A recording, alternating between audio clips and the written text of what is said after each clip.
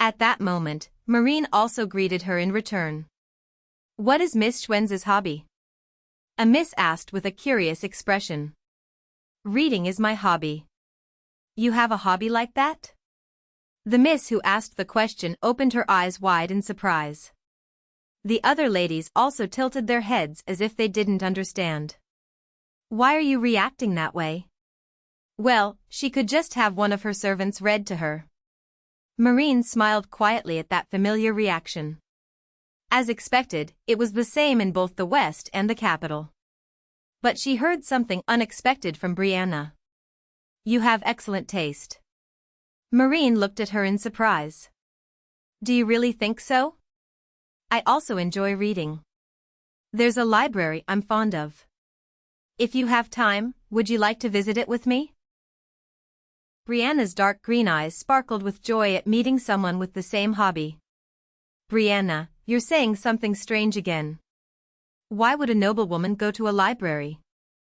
The young lady who had just spoken sarcastically seemed to think she'd been insulted. The other ladies laughed along with her, but Brianna remained quiet, as if such reactions were familiar to her. Marin, observing this, smiled slightly. "Thank you for the invitation. I'd be happy to go." The ladies fell silent at Marin's words. Marin was also a noble miss like Brianna, but because she was the fiancée of the Duke of the West, they couldn't mock her as freely as they wished. Marin glanced at the now quiet ladies, then stood up. She was always worried about diameter. "Please excuse me for a moment." "Where are you going?" "The private pastry chef will be serving dessert soon." The young lady sitting next to her quickly grabbed Marin's arm. At this, a hint of suspicion appeared in Marin's eyes.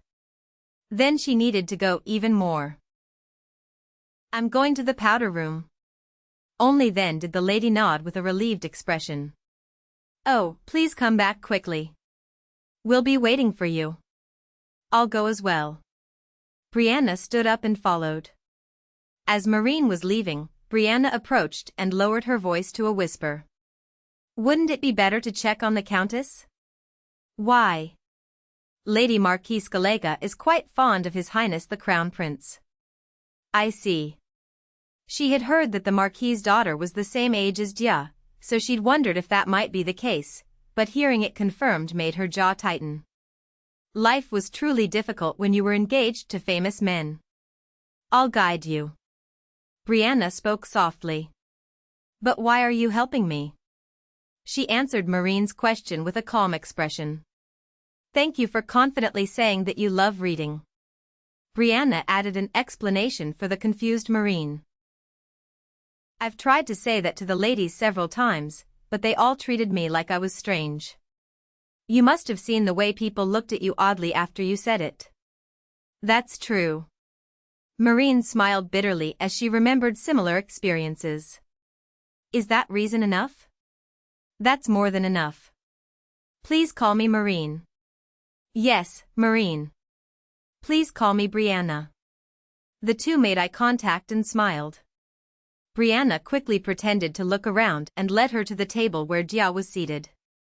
"Marin, aren't the roses over there truly beautiful?" Miss Galega has decorated the tea party with great care. When Brianna pointed to the roses on the table where Dia sat, Marin naturally turned toward Diameter. "Diameter. Teacher." Dia, who had been discussing opals with the ladies, raised her head happily. When the owner of the opal mine appeared, the ladies looked at her with eager expressions. "Miss Schwens, please sit here." One of the ladies who desperately wanted to purchase an opal jewel gave up her seat to Marin in order to make a good impression. "Thank you." Having seemingly achieved her goal, Brianna naturally returned to her original seat. Soon Helena, the party hostess, appeared with the pastry chef. After looking around, Helena secretly frowned when she saw that, contrary to her plan, Marin and Dia were sitting side by side. She had asked some of the ladies close to her to separate the two. When had they gotten back together? "This is a pastry chef specially invited from the Sanders Empire for today." A line of maids came behind the pastry chef, who wore a tall white hat, serving sumptuous desserts.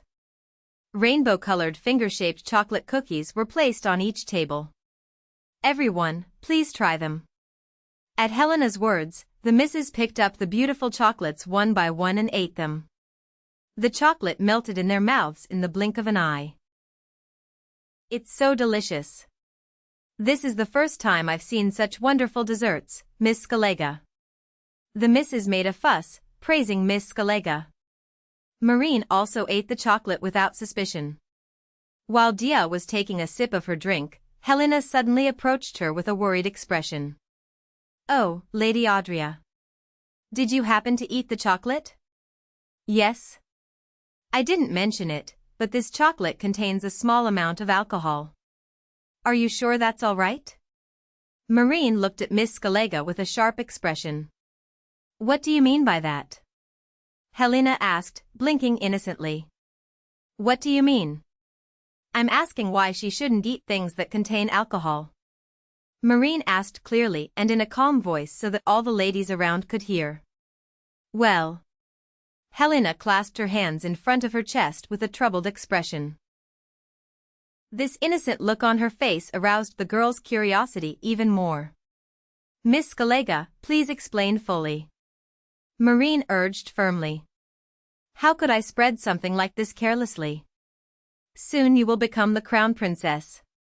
Helena looked at Dia as if pitying her. Then Dia spoke softly with her noble bearing. "I permit it.